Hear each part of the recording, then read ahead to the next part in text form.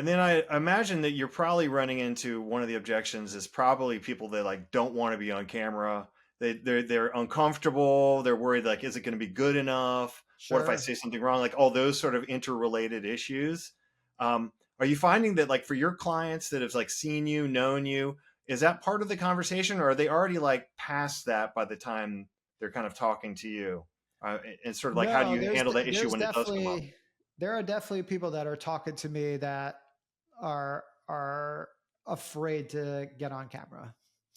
And I think that's also part of the beauty of this service. And it was one of the reasons that I even created this whole thing.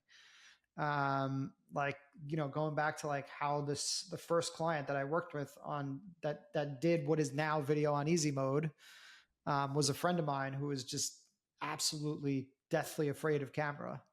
I had asked him, I was like, hey man, can you record a video for me? I'm like, here's exactly what I want you to do. Here's exactly what I want you to say. And this is a very like outgoing guy, has no problem getting in front of a room full of people and speaking. And he gave me the worst video.